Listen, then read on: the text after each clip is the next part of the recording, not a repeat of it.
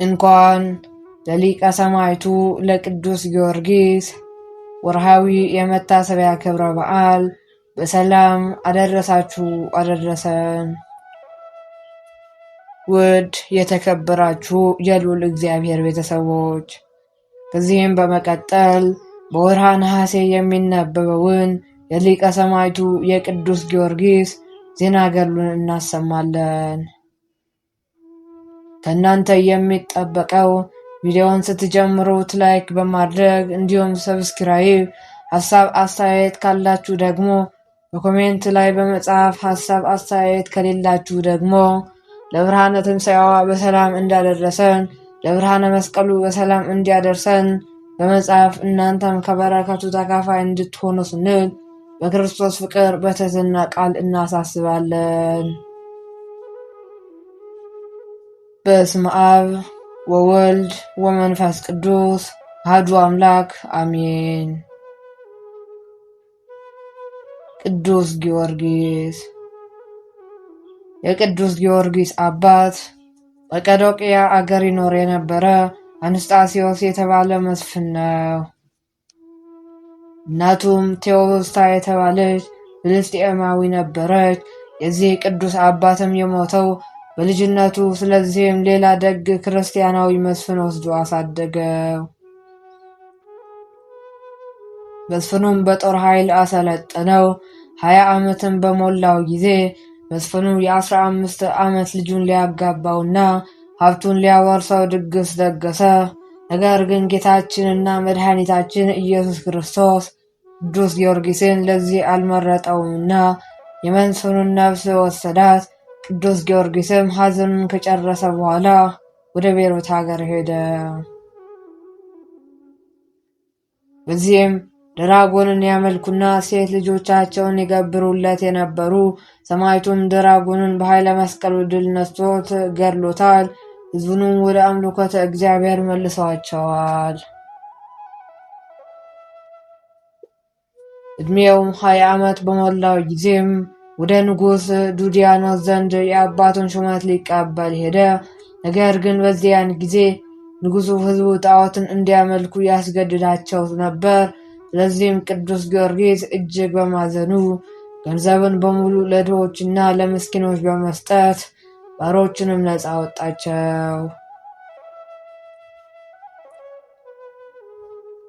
ከንጉሥ ዘንድ በመሄድም በፊቱ ቆሞ በክብር ባለቤት በጌታችን ኢየሱስ ክርስቶስ ታመነ። ንጉሡ ግን በማባባልና ቃል ኪዳንን በመግባት አምላኩን ክዶ ለጣዖታት እንዲሰዋ ለማድረግ ሞከረ።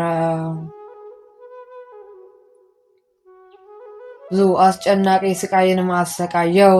ጌታችን መድኃኒታችን ኢየሱስ ክርስቶስ ግን የጸናው ቁስሉንም ያድነው ነበር። ለሶስት ጊዜም እንደሚሞት እርሱም እንደሚያስነሳው በአራተኛውም ጊዜ የምስክርን አክሊል እንደሚቀበል ነገረው። በዚህም ጊዜ ቃል ኪዳኑን ገባለት። ለ7 ዓመትም በጽኑ መከራና በጽኑ ስቃይ እንደዚሁም በጽኑ ተጋድሎ እንደሚኖር፣ በዚያም ስሙ በዓለም ሁሉ የተገለጠ እንደሚሆን መላእክትም እንደሚያገለግሉትም ነገረው።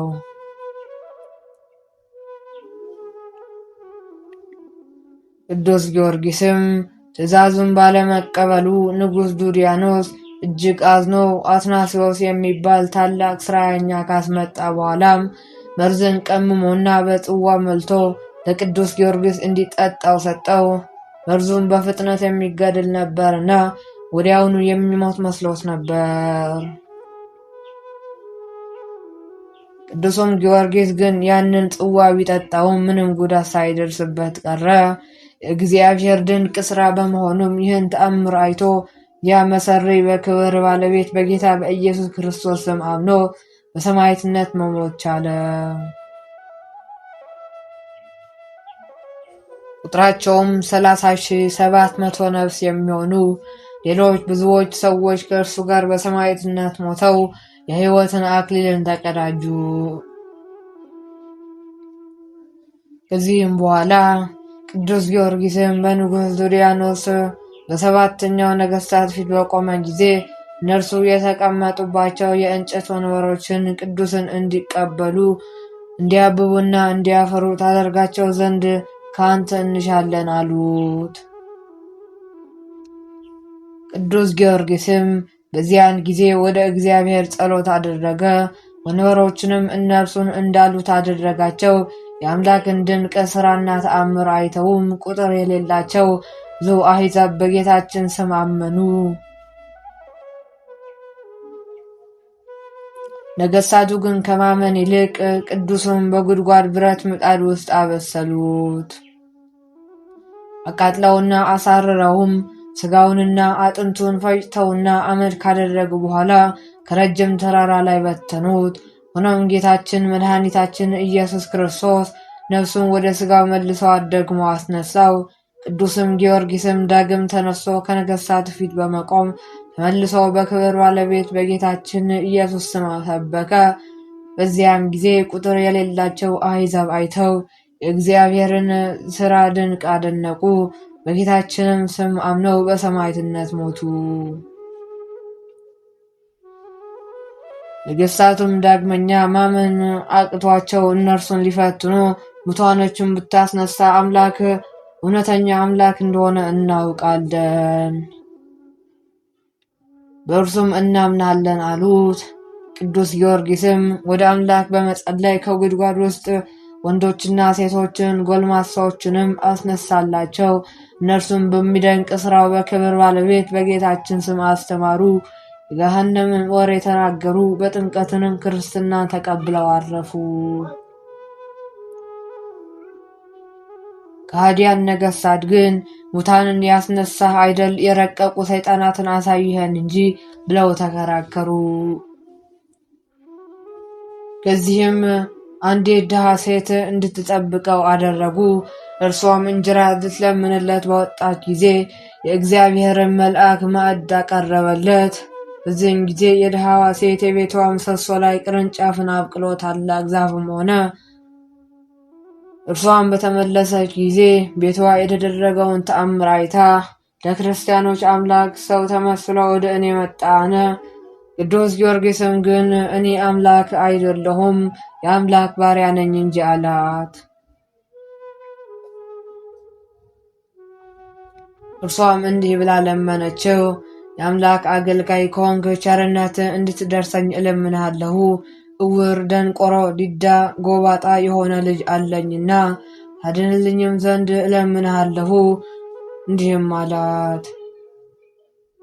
ስለ ጌታችን እምነትን ካስተማራት በኋላ ልጇ ላይ በመስቀል ምልክት ሲያማትብበት ዓይኑ ማየት ቻለ። በሌላ ቀንም ቅዱስም እንዲህ አላት፣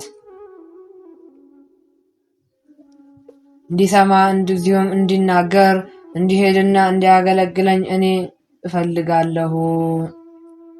በዚህም ጊዜ ንጉሡ በአገር ውስጥ ሲዘዋወር ከመበለቲቱ ቤት ላይ የበቀለውን ዛፍ አይቶ አደነቀ። ስለ እርሷም ሲጠይቅ ቅዱስ ጊዮርጊስ የተቀመጠባት የመበለቷ የቤት ምሰሶ ላይ ዛፉ እንደበቀለ ነገሩት።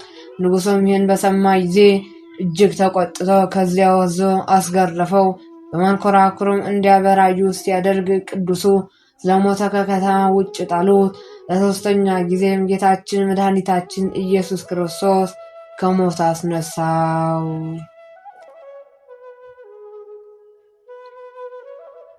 ንጉሡም ከሞት እንደተነሳ ሲመለከት እጅግ ደነገጠ፣ እንደዚሁም አደነቀው።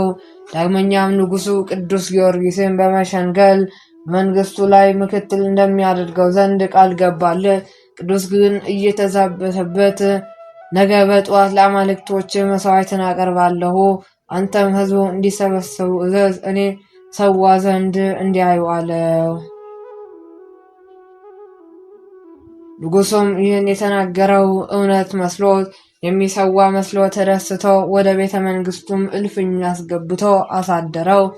ቅዱስ ጊዮርጊስም ለጸሎት በመነሳት የዳዊት መዝሙር አነበበ። በዚህም ጊዜ የንጉሥ ዙሪያኖስ ሚስት ንግሥት እለእስክንድርያ ሰምታ ቃሉ ደስ ስላሰኛት የሚያነበውንም እንዲተረጉሙላት ለመነችው።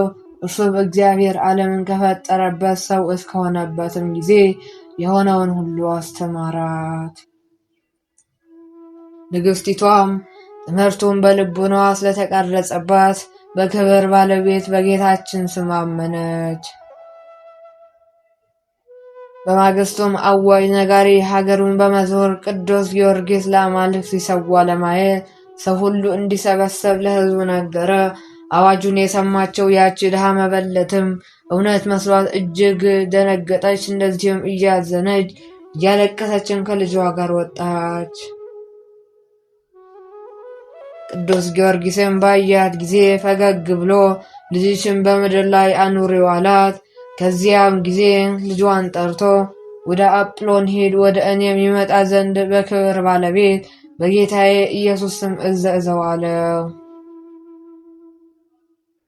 በዚያም ጊዜ ልጁ ድኖ ቅዱስ ጊዮርጊስ እንዳዘዘው ወደ ጣዖቱ ቦታ ሂዶ አዘዘው። በጣዖቱ ያደረ ያ እርኩስ መንፈስም ከማደሪያ ወጥቶ ቅዱስ ጊዮርጊስ ወዳለበት መጥቶ እኔ ሰውን ሁሉ የማስት እንጂ አምላክ አይደለሁም ብሎ በሕዝቡ ሁሉ ፊት አመነ። ቅዱስም ትወጣው ዘንድ ምድርን አዘዛትና ወዲያውኑም ወጥችው፣ ጣዖታቱንም ከአገልጋዮቻቸው ጋር አጠፋቸው። ንጉሥም ከወገኖቹ ጋር አረፈ። ንጉሥም እጅጉን ተበሳጭቶና ተቆጥቶ ንግሥቷ ጋር ገባ። እርሷም አምላካቸው ጽኑዕና ኃያል ነውና ክርስቲያኖችን አትጣላቸው አላልኩህምን? አለችው። ንጉሡም ይህንን ሰምቶ በጣም ተቆጣ፣ እንዲሁም ተበሳጨ። ቅዱስ ጊዮርጊስ ሚስቱን ወደ ክርስቲያን እንደቀየራትም አወቀ። ከዚህም በኋላ ከከተማ ውጭ እንዲጎትቷትና በመጋዝም እንዲሰነጥቋት አዘዘ። የሰማዕትነትንም አክሊልም በመንግሥተ ሰማያት ተቀበለች። ነገሥታቱም በዚህ ጊዜ አፍረው ደነገጡ። ከዚህም የባሰ ኀፍረት እንዳያመጣባቸው ራሱን በሰይፍ እንዲያቆርጠው ንጉሥ ዱልያኖስን መከሩት። ንጉሥም ምክራቸውን ሰምቶ የቅዱስ ጊዮርጊስ ራስ እንዲቆረጥ አዘዘ። በዚህም ጊዜ ቅዱስ ጊዮርጊስ እጅግ ደስ አለው። ጌታችንም እሳትን ከሰማይ አውርዶ ሰባውን ነገሥት እንዲያቃጥላቸው መከራውንም ከክርስቲያን ወገን ጸጥ ይል ዘንድ ለመነው። ወዲያውም እሳት ወርዶ ለሰባውያን ነገሥታት ከሰራዊቶቻቸው ጋር አቃጠላቸው። በዚህም ጊዜ የክብር ባለቤት የሆነው ጌታችንና አምላካችን መድኃኒታችን ኢየሱስ ክርስቶስ ለቅዱስ ጊዮርጊስ ተገለጠለትና ብዙ ቃል ኪዳንን ሰጠው። እንዲህም አለው፣ በምድር መታሰቢያህን ለሚያደርግ ሁሉ እኔ ኃጢአቱን ሁሉ እደመስሳለሁ። በመከራም ውስጥ ሆኖ በባህርም ውስጥ በየብስ ወይም በደዌ በስምህ የሚለምነኝን እኔ ፈጥኜ ከመከራው አድነዋለሁ አለው። ከዚህም በኋላ ጌታችን በክብር ወደ ሰማይ አረገ። ቅዱስ ጊዮርጊስም ራሱን ዘንበል አደረገ፣ በሰይፍም ቆረጡት። በመንግሥተ ሰማያትንም አክሊላትን ተቀበለ። ክርስቲያኖችም ሥጋውን ወስደው በልብስ ጠቅልለው ወደ ሀገሩ ልዳ ከወሰዱትም በኋላ ቤተ ክርስቲያን ሰርተው በውስጧ አኖሩ። ከእርሱም ቁጥር የሌላቸው ብዙዎች ድንቆች ተአምራቶች ተገለጡ። አምላካችን እግዚአብሔር በቅዱስ ጊዮርጊስን በረከት ያሳትፈን። የሰማዕቱም ረድኤት በረከት ሁላችን የክርስቲያን ወገኖችን ከሥጋና ከነፍስ መከራ ይጠብቀን ለዘላለሙ አሜን።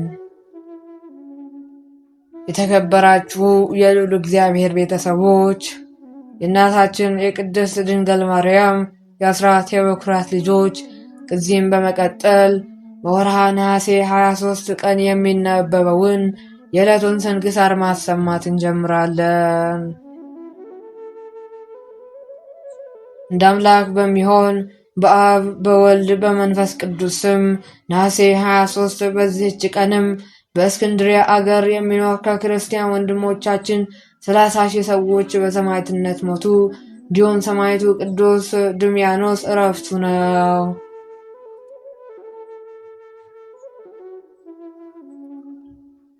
በስመ አብ ወወልድ ወመንፈስ ቅዱስ አሐዱ አምላክ አሜን። የግብፅ ሰማዕታት ነሐሴ 23 በዚህች ቀን በእስክንድርያ አገር ከክርስቲያን ወንድሞቻችን 30,000 ሰዎች በሰማዕትነት ሞቱ። ይህም እንዲህ ነው። ንጉሥ መርትያኖስ አባታችን ዲዮስቆሮስን ወደ ደሴተ ጋግራ በአጋዘው ጊዜ ብዙ ዘመናት በእስክንድርያ አገር ሁከትና ብጥብጥ ሆነ።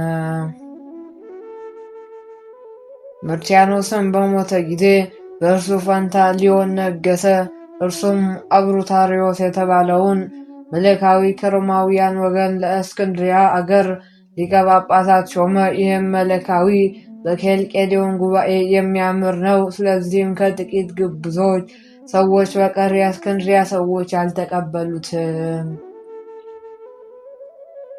ያልተቀበሉትን ሰዎች አስቀድሞ አባታችን ዲዮስቆሮስ ከሾማቸው ቀሳውስት ሥጋውንና ደሙን የሚቀበሉ ሆኑ።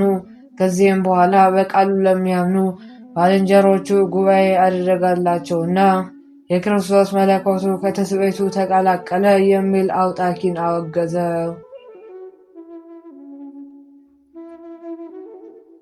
አብሩታሪዮስም ይህን ማድረጉ የእስክንድሪያን ሰዎች ሸንግሎ ወደ ከፋች እምነቱ ሊስባቸው ወደ ነው እንጂ ለዚህ ነገር አባ ዲዮስቆሮስ አውጣኪን አስቀድሞ አግዞታል።